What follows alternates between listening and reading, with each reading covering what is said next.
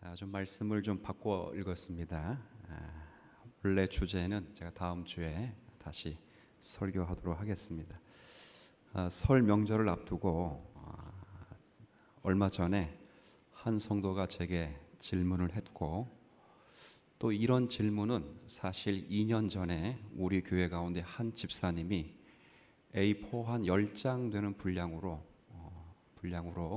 글을 써서 저에게 제출해서 저에게 검증을 받은 적이 있습니다. 그래서 이렇게 한두 분이 질문하는 게 아니기 때문에 제가 설교로 그 답변을 드려야 되겠다 싶어서 명절을 맞이한 이 시점에 이야기를 드립니다.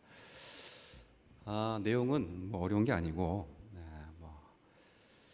조상에게 제사 드리는 것이 우상 숭배냐 아니냐. 자, 여러분 생각해 보세요.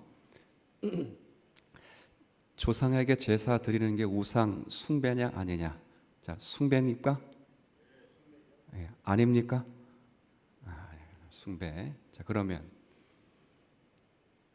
그 제사 상에 바쳐진 음식 제물을 먹어도 되나요? 안 되나요? 자, 그건 대답하지 마세요. 자, 이 두 가지 문제를 한 성도님이 깊이 물어오셨고, 또 한 집사님은 2년 전에 A4 용지로 10장의 글을 써서 제게 제출해 지금도 제가 가지고 있습니다. 그래서 검증을 해달라 해서 그때 한번 검증해 드렸고, 이런 질문은 성도님들도 가끔 하겠다라는 생각이 들어서 제가 차라리 그냥 수요일 날 한번 짚고는 넘어가자 싶어서, 상식적이고 당연한 것이고 다 아는 것이지만 제가 좀 검증 차원에서 다시 여러분에게 좀 말씀을 드리려고 합니다. 두 가지 문제를 다루게 될 것입니다. 우리나라의 기독교가 처음 전해지던 그때에는 성도님들이 많은 핍박을 받아야 했습니다. 핍박의 이유는 참 많지만 그 중에서도 가장 큰 이유는 우리가 지금 말하고 있는 전통적으로 조선 땅에 내려오는 효행 실천을 부정했다라는 것으로 많은 어려움과 고난을 당했습니다. 그러니까 성도들이 일단 우리 조선이 유교를 믿고 있다가 기독교를 받아들이고 나서 갑자기 바뀌는 게 뭐냐면, 잘 보시면 여러분, 온갖 제사상 앞에서, 그리고 성묘 혹은 차례상 앞에서 뭘 하지 않는다. 그래요. 그것 때문에 많은 어려움을 당하고 심지어는 죽기까지 했습니다. 이러한 전통은 지금도 죽는 법은 없지만 지금도 곳곳에 또 신앙인들이 갖는 어려움들이 됩니다. 저도 학생 때, 제가 중학교 시절 같은데요, 저희 아버지가 예수님을 물론 그 전에 믿었지만 제가 중학교 되던 때부터 큰 집에서 절하기를 거부했습니다. 그럴 때 큰아버지에게 혼나는 장면을 제가 지금도 생생하게 기억하고 있습니다. 그만큼 어려움을 갖고 있는 것이 현실이에요. 그래서 일부에서는 적절한 타협점을 모색해 보려는 시도를 합니다. 특별히 제사상, 차례상에게 절하는 게 그게 무슨 우상 숭배야.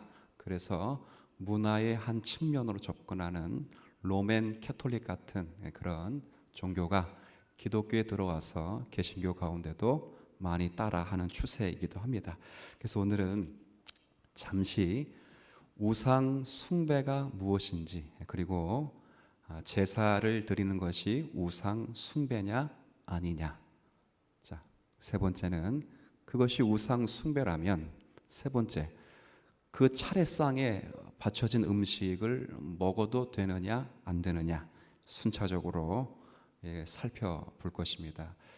지금 10계명을 나누고 있는 것과 무관하지 않습니다. 이 강의는 2계명과 5계명의 실천적 적용이기 때문에 사실은 계명을 가르치는 내용과도 무관하지 않기 때문에 제가 오늘 특별히 이 시간을 좀 할애했습니다.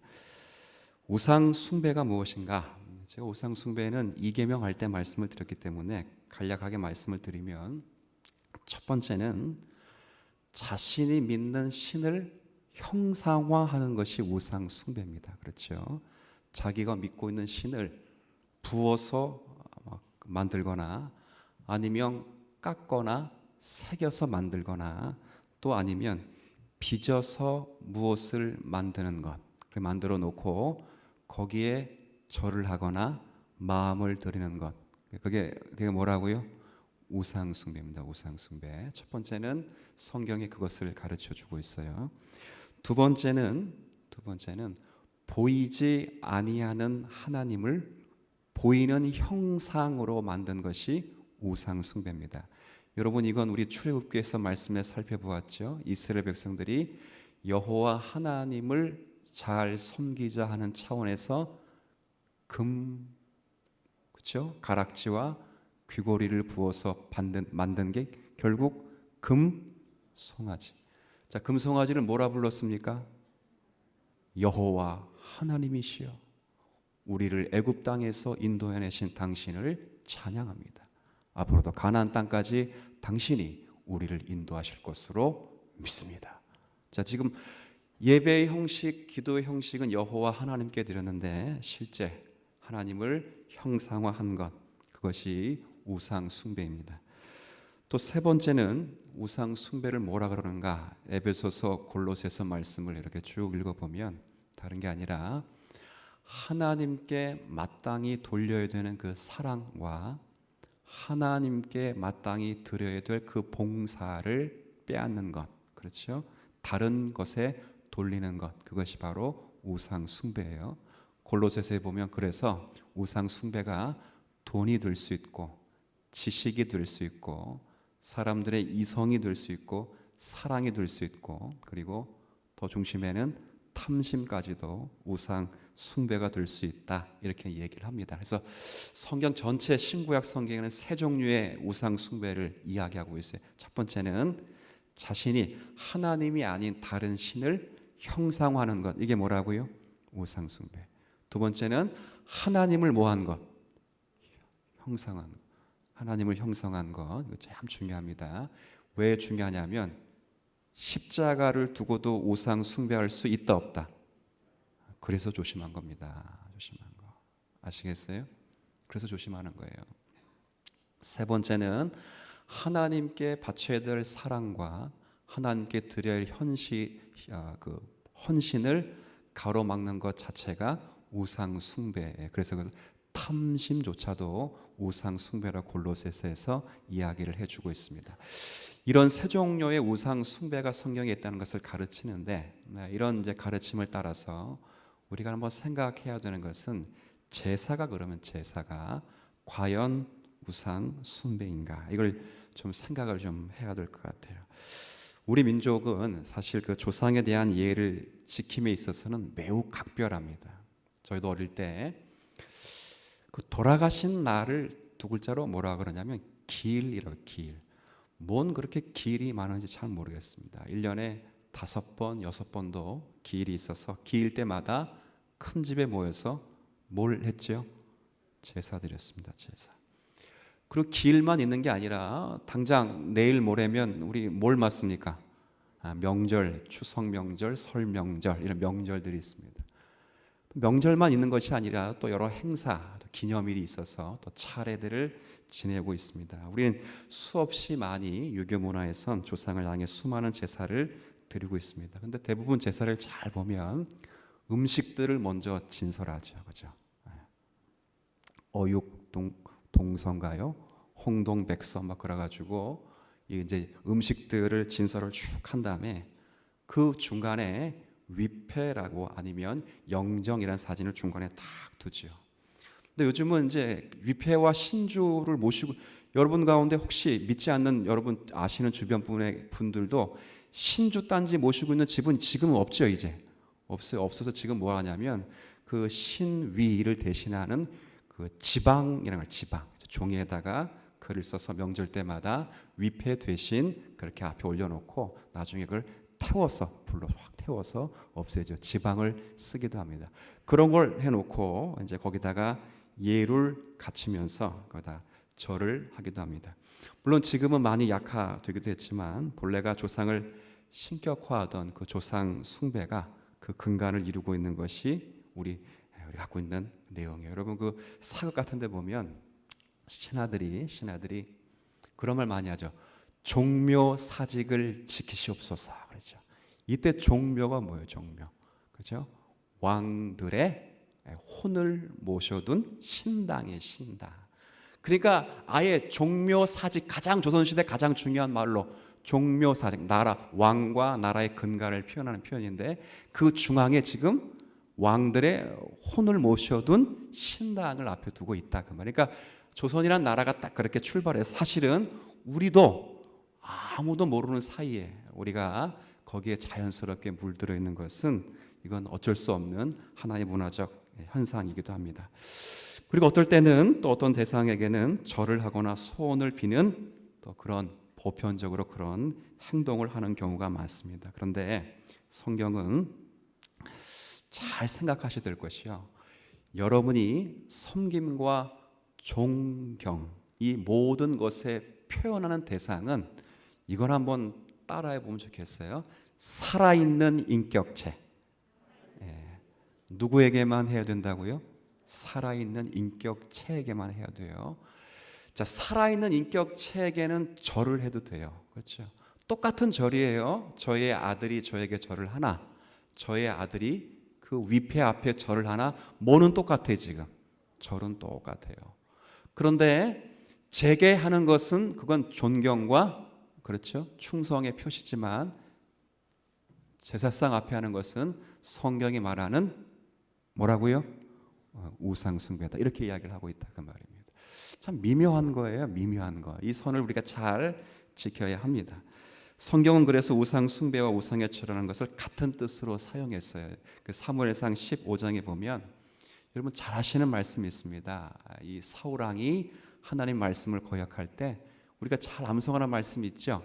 순종이 제사보다 낫고 듣는 것이 순양의 기름보다 훨씬 낫다. 그거 들어야죠. 순종해야죠. 이야기를 해요. 근데 사실은 그 말씀보다 전 개인적으로 그 다음 말씀을 더 귀히 여깁니다. 성경 말씀을 다 귀히 여기지만 그 앞에 말씀 해석해 준 다음 말씀이 이렇게 기록되어 있어요. 거역하는 것이 점치는 것과 똑같고, 그 다음 완고한 것이 사신, 간사한 신에게 절하는 것과 똑같다. 그러니까 사신 우상에게 절하는 것과 똑같아요. 그러니까 완고해서 그 말씀을 순종하지 않은 것이 우상 숭배라, 이렇게 이야기를 하고 있다 그 말입니다. 그러니까 우상 숭배에 대한 죄는 대단히 크고 아주 무섭다는 것을 질책하고 있는 그런 내용을 우리가 이해할 수 있어요. 그러니까 살아있는 뭐 인물이나 부모님이나 선생님에게 절하는 것은 조금도 잘못될 일이 없죠. 그렇죠? 그러나 죽어 있는 대상, 이미 이 세상 사람이 아닌 대상에게 절을 하는 것은 결코 성경이 허락하지를 않습니다. 단지 여러분들이 명절 때 우리가 이제 돌아가신 조상님들의 그런 그 날을 어떤 기억해서 모일 수밖에 없는 형편이라면 여러분들이 그때 제사를 드리는 것이 아니라 사실은 그 조상들의 교훈을 되새기면서 서로 형제 우애를 또 이렇게 다짐하고 서로 격려하는 시간으로 갖는 것이 대단히 필요한 일이다, 그렇게 생각을 하고, 특별히 그때는 어르신들이 좋아하는 음식을 만들어 먹는 것도 좋은 생각이다, 그렇게 생각을 합니다. 그런데 돌아가신 분들 앞에 절대 절을 하거나 또 무덤 앞에서 절하는 것은 성경이 옳지 않다고 생각을 합니다. 그래서 우리 신앙의 선배들 가운데 절개를 잘 지켰던 분들은 실제로 국가에 대한 맹세를 할 때도 고개를 숙이지 않았던 적이 있었습니다. 그만큼 오직 고개는 누구에게만 숙인다. 제가 여러분 혹시나 오해하지 마시고 섭섭해하지 말 것은 입관 발인 예배를 드릴 때 고인에게 경례해서 반 머리를 조아리고 하지요. 저는 그렇게 하지 않습니다. 하지 않는 것 여러분이 이해해 주시면 좋겠습니다. 그렇게 상조회사에서 그렇게 시킬지라도 제 개인적으로 신앙의 용납상 되지 않기 때문에 하지 않는 것뿐이니 제가 마음으로 기도하고 그렇게 하고 있습니다. 그러니까 그런 차원의 것들이 있다는 것들을 여러분 신앙에서 생각을 하실 필요가 있다 그 말이에요. 물론 귀신은 아무것도 아닙니다. 아무것도 아니에요. 여기 오늘 본문에도 보면 우리가 읽은 21절 한 말씀 보십시오. 21절에 보면 자, 물론 이게 8장, 6장에도 소개되어 있지만 사실 21절에 보면 이게 사도 바울이 이렇게 얘기했어요. 너희가 주의 잔과 귀신의 잔을 겸하여 마시지 못하고 주의 식탁과 귀신의 식탁에 겸하여 참여하지 못하리라. 그러니까 귀신은 아무것도 아니에요. 8장에 보면 귀신은 정말 아무것도 아니에요. 아무것도. 그럼에도 불구하고 귀신의 잔과 주님의 잔을 함께 마실 수가 없다는 거예요. 없다. 왜? 이 절한다는 것은 예배한다는 예배. 여러분 예배 경배가 문자로 말하면 뭐 하는 거가 똑같다고요? 절하는 거예요. 절. 그렇죠. 그 예배 경배하는 것은 살아있는 인격체이신 오직 하나님에게만 하는 것이기 때문에 사신 우상 앞엔 결코 우리가 하지 않았던 일들이기 때문에 고린도전서 10장에서는 그 문제를 다루고 있어요. 그러니까 귀신의 잔 이거 아무것도 아니다. 그렇죠. 귀신의 식탁 이거 아무것도 아니지만 우리가 주님을 섬기고 있기 때문에 거기에 동참하지 않는다. 이렇게 이야기를 하고 있습니다. 그래서 우리가 그 말씀을 잘 이해하고 이렇게 생각하면 좋겠다 그런 생각이 들어요. 근데 여기까지는 다 아는 내용입니다. 제게 물어보신 분도 이걸 알고 물어보셨고 2년 전에 A4 10장을 쓰신 분도 여기까지는 저의 생각과 똑같습니다. 근데 그 다음 문제입니다. 그 다음 문제인데 여러분에도 아까 제가 처음에 물어볼 때 대답하지 말라는 거는 여러분 가운데도 갈릴 것 같아서 대답하지 말라고 한 겁니다. 그 다음이 문제인데 그 다음을 여러분들이 제가 가지고 있는 생각이 아니라 제가 신앙의 선배들에 따라서 묵상하고 가르쳐 온 내용이니까 한번 들어보시고 이 내용에 동의가 되시면 그대로 따라 하시면 됩니다. 자, 그 다음이 문제인데요. 그럼 제사 음식. 자, 분명히 하나는 다 똑같아요. 제사를 드리는 것은 우상 숭배다 아니다. 답해 보세요. 우상 숭배다 아니다. 네, 숭배예요. 자, 그러면 우상 숭배인 그 제사상에 차려진 음식은 먹어도 된다 안 된다? 된다. 안 된다. 그래요. 답은 마음대로 하시라. 이게 답입니다. 답은 어떻게 하라고요? 이게 답입니다. 이게 좀 이해를 하셔야 돼요. 여러분 마음대로 하라는 게 아무렇게나 하라 그런 뜻이 아니라 성경의 답은 마음대로 하시라. 이게 답입니다. 근데 그 마음대로 하시기까지 어떤 답을 이끌어야 되는지가 중요합니다. 여러분 이게 얼마나 중요한지 8장부터 10장까지 이 문제를 다룹니다.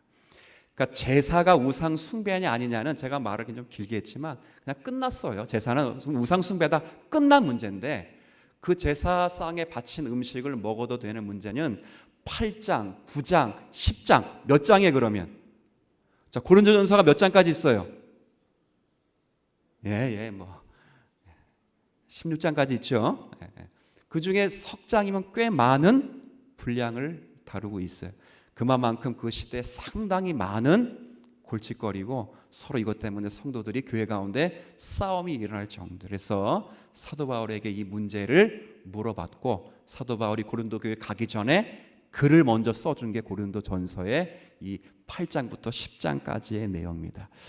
자, 그럼 뭔가 그럴 때 근데 8, 9, 10장까지 하지만 사실은 답은 아주 간략하게 기록되어 있지만 사실 사도 바울이 답을 내는 게 아니라 이 문제를 사랑과 덕이라는 차원에서 풀어내고 있다는 게 더 중요해요. 답은 간단해요. 아까 제가 답은 뭐라 그랬어요? 그러니까 마음대로 하니까 진짜 막 이렇게 마음대로 게 아니야. 양심에 맡기라. 다시 한번 양심껏. 근데 양심껏을 답은 정말 딱 하나인데 이걸 만들어가기 위해서 지금 사도 바울은 덕과 사랑이라는 차원에서 답을 꽉꽉 쬐서 만들어가고 있어요. 여러분 그거 있죠? 지식은 사람을 어떻게 하나? 교만하게 하나. 덕은 사람을 세운다. 이게 8, 9, 10장에 대단히 중요한 말씀이에요. 지식으로는 다 알고 있어요. 그러나 그 지식이 덕이 없으면 성도를 죽이는 것밖에는 되지 않습니다. 이 이야기를 하고 있죠. 갑자기 뭐냐?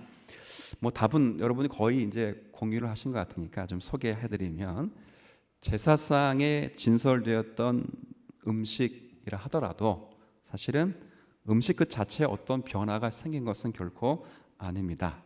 사실 예수님도 더러운 것이 있다면 입으로 들어가는 것이 더러운 것이 아니라 입에서 나오는 것이 더럽다, 이렇게 말씀하셨기 때문에 사실 바울 사도께서도 성도들에게 뭐라 말하냐면, 성도는 어떠한 음식이든 깨끗한 줄 알고 먹어야 된다. 심지어 불신자가 주는 음식일지라도 제사 음식인지 여부를 묻지 말고 감사함으로 먹으라, 그렇게 말씀하고 있어요. 자, 우리가 읽은 이 10장 한번 보십시오. 10장 25절에 보면, 자 25절 한번 같이 읽습니다. 시작. 무릇 시장에서 파는 것은 양심을 위하여 묻지 말고, 그 당시 고린도 시장에서 파는 음식은 다 지금 제사상에 바쳐 나온 음식들입니다. 그런데 그 고기들을 지금 묻지 말고 사도 바울은 뭐라고 그랬어요? 먹으라 했어요. 먹으라. 왜? 변한 것이 없습니다. 제사상에 갔다고 성질이 변할 것이나 그런 건 아닙니다. 먹어도 됩니다. 26절. 왜냐하면 땅과 거기 충만한 것이 다 주의 것이기 때문이다. 27절. 같이 한번 또 이것도 읽어주세요. 시작.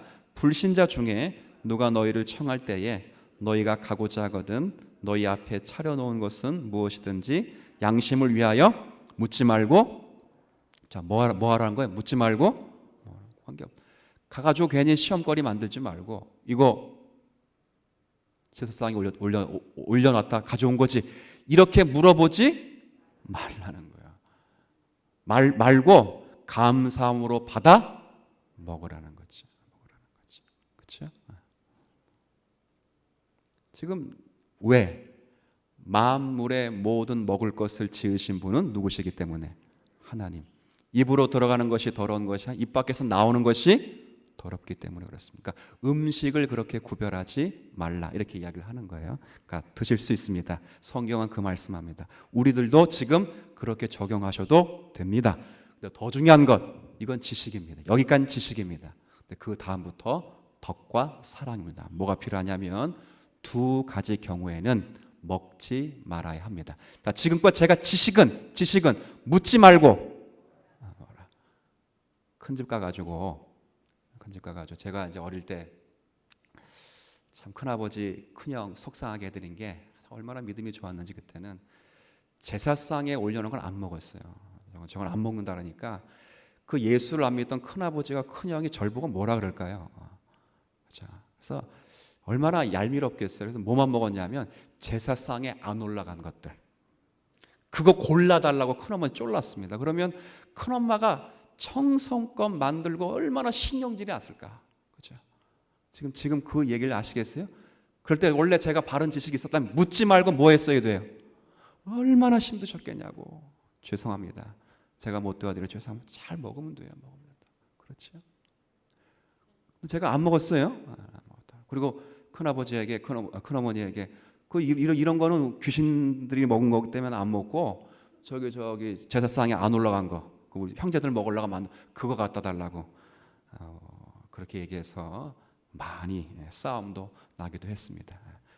다시 지식, 답은 묻지 말고, 묻지도 따지지도 말고 먹으면 됩니다. 그런데 다음에 두 가지는 그런 경우에는 덕과 사랑의 문제이기 때문에 먹지 말아야 됩니다. 첫 번째, 먹지 말아야 할 경우, 첫 번째, 마음에 거리낌이 있을 때는 먹지 말아야 됩니다. 이거 먹으면 내 신앙이 조금 아닌 것 같은데, 그러면 뭐 하면 돼요? 안 먹으면 돼요. 안 먹으면 돼요. 아시겠어요? 자, 못 먹는 것이 아니라 뭐 하는 거예요? 자, 잘 생각하세요. 못 먹는 것이 아니에요. 내 신앙을 위해서 내가 안 먹는 거 대단히 중요합니다. 신앙은 그런 겁니다. 제가 포도주를 먹을 수 안 먹는, 못 먹는 게, 큰일 날 뻔했네. 못 먹는 게 아니고 제가 뭐 한다고요? 안 먹습니다. 제 신앙의 덕을 위해서. 그렇지. 무슨 말씀인지 아시겠어요? 고기라고 여러분 제가 고기 좋아한다고 고기를 신방 때 하도 많이 사줘가지고 너무 과분한데요. 이제 좀 말을 바꿀게. 이제 안 사줘도 됩니다. 예. 여러분 너무 주머니 사정도 뻔하신데 괜찮습니다. 걱정하지 마시고. 근데 고기를 제가 다 먹을 수 다 먹지 않습니다. 안 먹습니다. 안 먹. 왜요? 저의 신앙을 조금 더 잘 지키기 위해서 너무 배가 불러도 설교를 할 수 없기 때문에 안 먹습니다. 그래서 목회자들 잘 보시면 수예배 때 식사하시는 사람은 거의 없습니다. 그러니까 수예배 직전에, 그리고 우리 분들은 안 그러시지만 성도님들이 식사하세요 목사님, 식사하러 가시죠. 그러면 그건 실례예요. 사실 실례. 그렇죠? 그러니까 이제 거의 그런 거예요. 지금 그렇게 해서 사실은 안 해요. 그러니까 다 먹을 수 있지만 신앙의 양심으로 해서 안 먹을 수가 있다 없다? 있어요. 그거를 근데 먹는 사람이, 여기서 먹는 사람이 아이 믿음 없다 그렇게 말할 수가 없다는 거예요. 이건 지식의 문제가 아니라 뭐의 문제이기 때문에 덕의 문제고 사랑의 문제. 그래서 8장의 끝 1절에서 딱 끝내면 되는데 8, 9, 10장까지 길게 쓰는 이유. 그렇죠. 그렇잖아요. 난 전 먹을 수 있어요. 근데 이 친구가 양심에 거리 껴서 하나님께 죄 짓는 것 같아서 안 먹었어요. 그렇죠? 이분도 귀하고 저도 귀한 거예요. 그런데 뭐 하면 안 되냐면 이 사람은 저를 믿음 없는 것 저거 먹는 것 이렇게 정죄해서도 안 되고, 저도 저거 봐라 저것도 못 먹네 진짜 믿음 없네 라고 그를 비판해서도 안 돼요. 아시겠어요? 자, 다시 한번 지식의 답은 묻지 말고 따지지도 말고 받아서 먹어라. 자, 그런데 두 가지 경우에 먹지 말라. 양심과 그건 지식과 덕의 문제인데, 첫 번째 양심에 거리낌이 있을 때는 먹어라 먹지 말라. 먹지 마십시오. 귀한 겁니다. 먹지 않는 거 귀한 겁니다. 그렇죠? 귀한 겁니다. 여기서 갈렸습니다. A4 10장짜리하고는. 자, 귀한 겁니다. 그래서 그렇게 안 드시는 분들이 있으면 자연스럽게 먹는 사람을 그렇게 안 드시는 분을 어떻게 여겨달라고요? 존중히 여겨. 야, 그래. 이제 이해되셨어요? 두 번째는 또 하나. 자, 요건 한번 따라해 볼게요. 덕을 세워야 할 경우. 자, 어떤 경우? 첫 번째는 양심이 거리낌을 받으면 먹지. 자, 못 먹는 게 아니고 첫 번째는 뭐 하는 거예요? 안 먹는 거예요. 두 번째는 덕을 세워야 할 경우. 덕을 세워. 이건 어떤 경우인지 여러분 잘 아시겠죠? 잘 아실 거예요. 뭐냐면 제가 만약에 제사상 음식의 약과를 탁 먹으려고 하다가 어느 성도님이 에이 목사님 그런 거 드시면 안 돼. 그러면 제가 먹을까요? 안 먹을까요? 왜 안 먹겠어요? 저 사람 때문에. 그렇죠?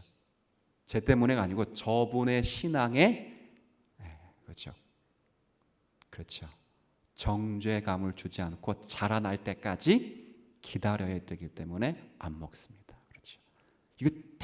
이게 지금 제일 중요한 거예요. 그래서 여기 뭐라 말하냐면 이제 10장 우리가 읽었으니까 23절 제가 한번 읽어볼게요. 23절. 자, 한번 보세요. 모든 것이 가하나 모든 것이 유익한 것이 아니요. 그다음 모든 것이 가하나 모든 것이 뭘 세우는 것은 아니라고요. 덕을 세우는. 그러니까 다 할 수 있다고 다 해서는 안 된다는 거예요. 그렇죠. 아까 조금 전에 자기가 양심에 거리낌이 있으면 못 먹는 게 아니라 안 먹는 건데, 여기서는 내가 다 할 수 있어요. 근데 저분이 내가 다 하는 것 때문에 상처를 받으면 내가 할 수 있음에도 불구하고 안 하는 거예요. 이게 무슨 문제라고? 지식의 문제가 아니라 뭐의 문제? 덕과 사랑의 문제예요. 지금 뭘 이야기하냐면 단순히 음식, 재물 먹는 거 얘기하는 게 아니라 교회의 형성 원리를 이야기하는, 교회가 무엇으로 형성되고 있는가를 원리를 지금 제공하고 있는 게 8장부터 10장이네요. 그러니까 이 이야기로 교회론을 가르치고 있다. 그렇게 이야기하시면 될 것 같아요. 그렇죠. 이게 참 중요합니다. 사도 바울도 한번 또 하나 보죠. 28절부터 제가 한번 읽어볼게요. 28절, 29절. 제가 읽습니다. 28절, 29절. 누가 너희에게 이것이 재물이라, 그러니까 우상에게 바쳐진 재물이라 라고 말하면 알게 한 자와 그 양심을 위하여 뭐 하지 말라고요? 먹지 말라. 그렇죠? 29절. 내가 말한 양심은, 그 다음 같이 읽습니다. 시작. 너희의 것이 아니요 남의 것이니 어찌하여 내 자유가 남의 양심으로 말미암아 판단을 받으려. 그러니까 첫 번째는 자기 양심이지만 두 번째에 꺼리는 것은 저분의 양심을 존중히 여겨서 나는 다 할 수 있어, 너가 믿음이 없어 못하는 거, 이렇게 말해서는 안 돼. 그분을 위해 참는 거죠. 이게 신앙이라고 하는 것이 이겁니다. 제가 오늘 말씀드리려고 하는 것도, 그래서 사도 바울이 한번 앞부분 보세요. 8장 한번 제가 읽어드릴게요. 8장 13절. 8장 13절 한번 제가 읽겠습니다. 8장 13절 같이 한번 읽어주시죠. 시작. 그러므로 만일 음식이 내 형제를 실족하게 한다면 나는 영원히 고기를 먹지 아니하여 내 형제를 실족하지 않게 하리라. 이 말은 사도 바울은 우상 제사에게 바쳐졌다 나온 그 고기를 먹을 수가 있는데, 충분히 있는데, 어떤 성도들이 어떻게 사도가 그걸 먹습니까? 먹으면 안 되죠 라고 하면 평생 고기를 안 먹겠다. 이건 지식의 문제가 아니라 뭐의 문제라고요? 덕의, 사랑의 문제다. 그 문제. 그래서 10장을 마지막 절을 뭐라고 결론냈냐면 10장 31절. 이제 이 문제의 결론을 이렇게 맺습니다. 10장 31절. 자, 10장 31절 한번 같이 이것도 읽습니다. 시작. 그런즉 너희가 먹든지 마시든지 무엇을 하든지 다 영광을 위하라. 자유롭게 하라 이렇게 말하지 않습니다. 하나님의 영광을 위하라. 자, 단순히 우상 이야기를 하는 게 아닙니다. 이것은 신앙의 성립과 교회의 존립을 향한 사도 바울의 가르침입니다. 제가 이 말씀으로 여러분 이제 몇 가지를 좀 이제 소개해 드려야 되는데, 그러니까 일단은 성도는 부모님이 살아계실 때 효도를 해야 됩니다. 잘 해드려야 됩니다. 효도는 잘 아시죠? 살아계실 동안에 하는 겁니다. 여러분 그런 극 이름도 그렇고 노래인 것 같은데, 불효자는 웁니다. 언제 울지요? 언제? 돌아가시니까 운다. 그 전에 울었어요. 이제 전에. 그렇죠. 그것이 바로 성도는 부모님이 살아계실 때 최선을 다하는 최선을. 돌아가신 이후에는 부모님의 교훈을 따르며 바른 가문을 복되게 하기 위해서 애를 써야 합니다. 그런데 살아 생전에 효를 다하지 못했다고 부모님을 제사로서 섬기는 것은 우상 숭배에 불과하다. 이건 주님 사랑교회 성도들이 다 아는 그런 지식의 내용입니다. 그래서 우상 숭배는 고린도전서 나중에 6장을 보시면 하나님의 나라를 유업으로 받을 수가 없습니다. 우상 숭배, 하나님의 나라를 유업으로 받을 수가 없습니다. 그런데 혹 제의적 음식이 있을지라도 더러울 것이 없으므로 얼마든지 먹을 수 있습니다. 그런데 두 가지 경우, 누구의 양심? 자신의 양심을 위해서, 그리고 다른 사람의 덕을 위해서는 먹지 아니할 때가 훨씬 좋을 때도 있다 그 말입니다. 그렇죠. 성도는 자신을 인하여 가문에 하나님의 은혜와 복이 임하는 분위기로서 명절을 맞이해야 됩니다. 제가 이 이야기를 하면서 마지막으로 여러분 권면해드리고 싶은 것은, 교회뿐만 아니라 가정이 모이시면 성도는 사실은, 우리 이제 저의 어릴 때 담임 목사님이 늘 그랬어요. 사실은 이게 참 힘들지만 기독교인들이 형제들 간에 만날 때 믿지 않는 분들랑 만나잖아요. 그러면 제일 양보하고 포기해야 될 사람이 누굴까 그럴 때 당연히 누구겠어요? 기독교인의 기도. 왜? 뭐 때문에? 오늘 이야기하는 8장부터 10장까지 사랑과 덕 때문에 그렇습니다. 참 중요합니다. 근데 대부분 기독교인들이 사람들과 만나면 사랑과 덕을 세우지 않고 지식을 자랑합니다. 지식. 아닌 것 같지만 지식을 내서 내가 너보다는 더 잘 알아. 그렇죠. 이게 대단히 셉니다.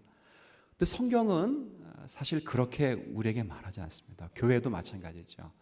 지식이 많다고 해서 교회를 이롭게 하지는 않습니다. 성경을 달달 외우고 교리를 달달 외운다고 교회를 덕스럽게 하지는 않습니다. 그렇죠? 당연히 성경을 외우고 교리를 달달 외우는 것이 신앙의 정신이고 잘 해야 되지만 그 지식과 함께 덕과 사랑이 있어야 하나님의 나라가 세워지는 법입니다. 오늘 이 설교를 들은 분들, 당연히 우상 숭배, 우리 제사 안 드려 이런 내용으로 난 그냥 우리랑 관계 없어 이렇게 생각하지 말고 교회의 중요한 원리가 지식을 넘어 덕과 사랑이라는 것을 다 간직하시고 내 양심의 자유를 내가 존중하는 것처럼 상대방의 양심도 우리가 존중할 수 있는 것, 이것이 신앙이라는 것을 다시 한번은 생각해 주셔서 각자의 위치에서 정말 덕을 세우며 사랑을 세우는 성도들이 되실 수 있는 은혜가 있게 되기를 진심으로 기원합니다.